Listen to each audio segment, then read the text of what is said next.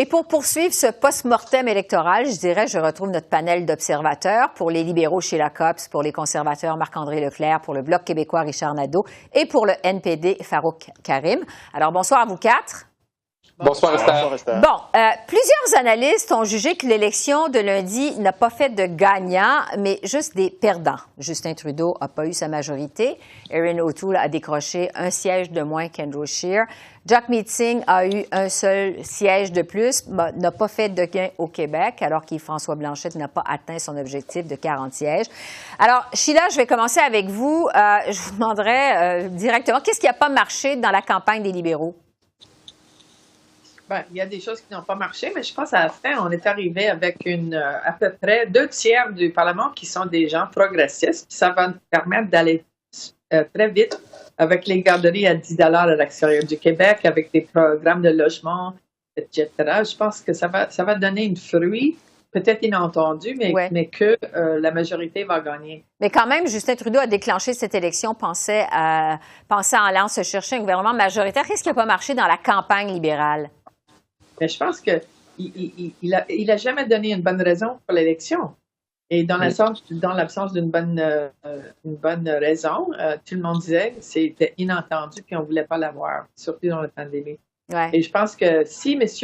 O'Toole a poursuivi son plan au début, là, mais il s'est fait un peu détourner avec ses problèmes d'armes à feu, ce qui a permis les libéraux de reprendre un peu la pédale, parce qu'au début, là, ça avait l'air de faire un gouvernement majoritaire conservateur, alors que M. O'Toole, maintenant, est rendu sous l'attaque de son propre parti. Oui, parce que, Marc-André, il faut le dire, Erin O'Toole est parti quand même très fort dans cette campagne électorale. Finalement, le résultat n'est pas au rendez-vous. Qu'est-ce qui n'a pas marché dans la campagne des conservateurs? Non, effectivement, M. O'Toole, les conservateurs ont eu un excellent départ. Tout ça a ralenti et M. O'Toole a plafonné là, quand l'histoire des armes à feu. Je suis d'accord avec Sheila, quand il est arrivé. M. O'Toole n'a pas été capable d'expliquer sa position, a sorti la cassette. Et ça, je pense, c'est vraiment ce qui a nuit beaucoup à M. O'Toole, de sortir la cassette, de ne pas donner des réponses claires. Parce que en politique, peu importe la politique que tu as devant toi, si tu es là pour la défendre, il y a toute une façon de la défendre. Et là, ce que ça a mis un doute, c'est sur son leadership et sur qu'est-ce qu'il cachait pas.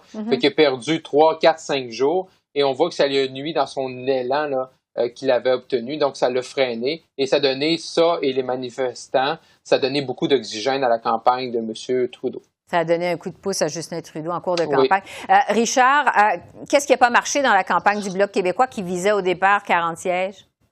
Oui, écoutez, effectivement, il y avait des attentes très grandes. Je pense que c'est une erreur de la part de Yves-François Blanchet d'avoir suggéré un montant de sièges. Mais une fois qu'on a dit ça, à 34, c'est pas le 40 espéré.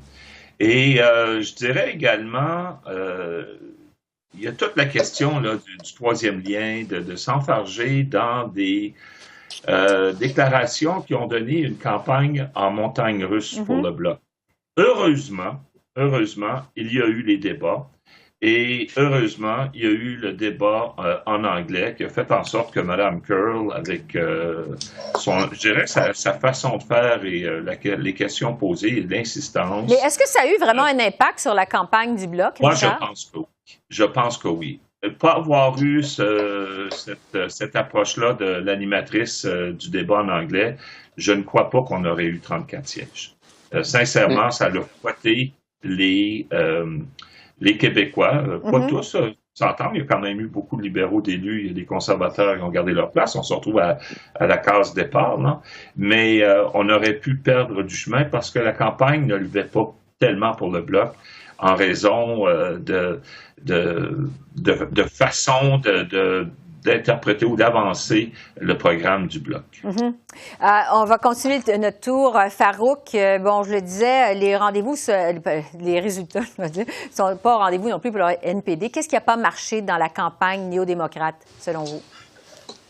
Oui, ce qu'on me dit chez le NPD, c'est que les attentes étaient quand même basses. Hein. Ils ne s'attendaient pas à gagner énormément de sièges. Par contre, ils s'attendaient quand même à gagner 5-6 sièges de plus. Et donc, ça, c'est décevant. Pendant la campagne, les chiffres du NPD ont tourné tout le temps en l'entour de 20 hein. Ça n'a pas vraiment levé plus. C'est allé à 22 à un moment donné, mais c'était entre 18 et 20 et c'est essentiellement ce qu'on a eu à la fin cette fois-ci. 1,5 point de plus qu'il y a 2 ans. Donc, bon, c'est quand même une avancée, mais c'est sûr qu'on aurait aimé avancer plus, avoir un pied à terre à Toronto. C'est encore possiblement le cas. Davenport, le comté dans le centre-ville de Toronto, n'est pas encore finalisé. Il reste les votes postaux. Mais en général, on aurait aimé avoir peut-être un siège de plus au Québec. Je crois que, pour faire suite à ce que Richard vient de dire sur la réaction du débat en anglais, avant le débat en anglais, le NPD est à l'entour de 14-15 points au Québec. Et ils ont fini à 10. Je crois que l'effet du débat a fait en sorte de recoaliser du vote chez le Bloc, qui a fait regrimper leurs chiffres.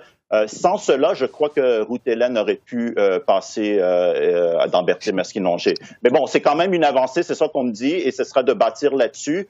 Moi, ce que je conseillerais aux gens du NPD, c'est dans les 2 prochaines années, si on peut dire le prochain mandat, c'est de travailler sur un peu la profondeur de M. Singh, aller au-delà des premières lignes où il est très bon. M. Singh a augmenté pendant toute la campagne ses pourcentages de positivité. Les gens l'aiment, ce qui est quand même pas peu dire durant une campagne que les gens l'aiment plus il le connaît. Mais maintenant, il faut mettre un peu plus de profondeur. Bon, ça m'amène à vous parler de l'avenir politique des chefs qui sont en place, parce que on s'est coulé beaucoup d'encre depuis 2 jours. Là, Marc-André, je vais commencer avec vous, parce que celui qui semble le plus menacé, c'est Erin O'Toole. Il y a même eu un membre de l'exécutif national aujourd'hui qui a lancé une pétition pour réclamer un référendum sur le leadership de M. O'Toole. Bon, on se rappelle qu'Andrew Scheer, qui avait fait mieux que M. O'Toole en 2019, s'est fait montrer la porte. Est-ce que Erin O'Toole est sur un siège éjectable?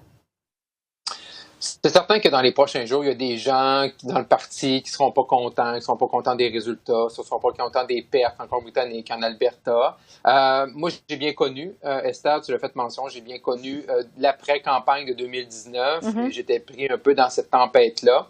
Bien objectivement, je ne sens pas la même agressivité, la même colère, surtout pas au Québec. Au Québec, plusieurs candidats, députés, des membres sont prêts à donner une 2e chance à M. O'Toole. Fait que le Québec va l'aider, mais c'est certain que dans les prochaines semaines, et je pense que M. O'Toole a intérêt de convier ses députés rapidement à Ottawa, dès qu'on va voir le dernier décompte des votes postaux, pour vraiment rassurer tout le monde et présenter un peu son plan de match des prochaines semaines, puis comment il pense gagner la prochaine élection pour un peu rassurer tout le monde. Mais c'est sûr qu'il va toujours avoir des voix discordantes qui se sont fait entendre, mais je pense pas que c'est au même niveau que 2019. Oui, c'est ça, parce qu'on a senti le soir même de l'élection, dans son discours, M. O'Toole semblait être quelqu'un qui se battait pour sa survie, son leadership, finalement, semblait s'adresser directement à ses militants.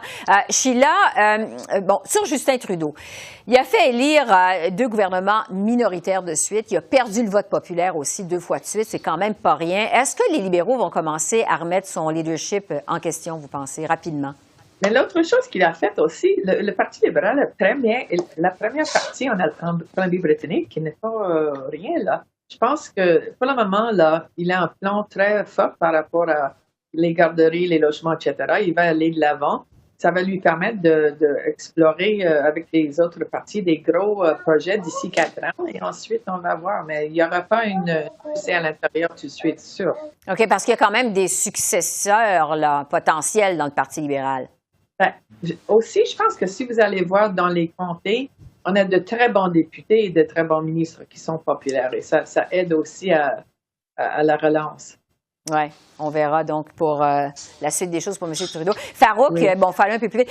Jagmeet Singh, c'est sa 2e élection à titre de chef du NPD. Il y a un score de 25 sièges aux communes, un seul de plus qu'en 2019. Mais on se rappelle que le NPD avait mis à la porte Thomas Mulcair après l'élection de 2015, alors qu'il avait remporté 44 sièges. Est-ce que, vous parliez de l'avenir, des ajustements qui vont être apportés à M. Singh, est-ce que quand même le NPD va être patient avec M. Singh, vous pensez? Sans aucun doute, M. Singh est très bien en selle à l'intérieur du parti. L'entourage de M. Singh sont sur une stratégie un peu similaire à M. Layton, c'est-à-dire que M. Layton a fait 2-3 campagnes et c'est la 4e où ça a débloqué. Il y a eu des parlements minoritaires entre-temps. C'est ce qu'ils vont continuer à faire. le prochain Parlement minoritaire va aussi contribuer à ajouter de la crédibilité au NPD, puisqu'ils pourront aussi parler d'un bilan, comme ils l'ont fait cette fois-ci. Qu'est-ce qu'ils ont pu faire dans un gouvernement minoritaire? Augmenter la crédibilité du parti, c'est toujours important au sein du NPD parce que les gens partent d'un peu plus loin par rapport à nous, étant donné qu'on n'a jamais été au pouvoir. Donc ça va être intéressant de travailler là-dessus et de continuer. Moi, je dirais, pour finir rapidement, de le mettre en situation plus de premier ministre, parler des affaires étrangères, plus d'économie. Je crois que dans les 2 prochaines années, ce sera ça qu'il faudra faire. Ah, c'est intéressant. Il faudra voir, effectivement. Richard, le chef qui semble, en fait, le mieux en selle au terme de cette élection, c'est Yves-François Blanchette. Vous parliez tout à l'heure de l'erreur de M. Blanchette d'avoir dit dès le départ qu'il misait 40 sièges. Est-ce que M. Blanchette aura des ajustements à apporter à son style, vous pensez, rapidement? Non, pas vraiment. Dans ce sens, en tant que parlementaire, là, on n'est plus en campagne électorale. La chose qui va être intéressante, ça va être la façon dont M. Trudeau va s'ingérer, à quel point il va s'ingérer dans les compétences provinciales. Et ça va donner des munitions au Bloc québécois dans le cadre de l'actuel mandat qui est mis en place dans un gouvernement minoritaire. Donc, pour M. Blanchet, il sera notre chef, il sera là pour la prochaine campagne électorale, ça je n'en doute pas. Mais les combats Québec-Canada, avec le gouvernement Legault, que lui a perdu son pari parce qu'il aurait bien aimé M. O'Toole, on l'a entendu, mais de voir M. Trudeau à quelle vitesse il va s'ingérer ou il n'investira pas, par exemple, en santé, comme il est tellement demandé par toutes les provinces, dont le Québec, va faire en sorte que le Bloc va avoir beaucoup de visibilité. Bon, et puis évidemment, la question que tout le monde se pose, c'est quand est-ce que va tomber ce gouvernement, parce qu'on se retrouve encore avec un gouvernement minoritaire. Il me reste à peu près 10 secondes. Là. Je veux vous entendre tout le monde. Je sais que c'est pas beaucoup. Bon, d'habitude, un gouvernement minoritaire au pays, ça a une durée de vie de 18 mois. Marc-André, est-ce que ce gouvernement-là va durer 18 mois? Répondez-moi rapidement chacun. Qu'est-ce que vous en pensez? Ah, beaucoup plus longtemps, plus longtemps. 2 ans et demi, 3 ans. Oh oui, on ne retourne pas en élection. Oui, je suis d'accord. Oui. 3 ans. Farouk, d'accord aussi? Il y a 2 élections importantes, Ontario et Québec en 2022. Ça pourrait changer la donne en fédération, fait que peut-être en 2023. Richard? Ben écoutez, à la lumière de ce qu'on vient de vivre, il devrait durer beaucoup plus longtemps. Donc, 3 ans, c'est déjà long pour un gouvernement minoritaire, si ça se rend jusque-là. Mais on ne sait jamais ce qui peut arriver. Alors, c'est jamais ce qui peut arriver. On va se laisser là-dessus parce que c'est le cas de le dire. Richard, Farouk et Marc-André et Sheila, merci beaucoup. Merci. Alors, on se retrouve au moment de reprendre les travaux aux communes. Merci. D'ici là, portez-vous bien. Merci. Bye-bye. Bye. Bonsoir. Au revoir.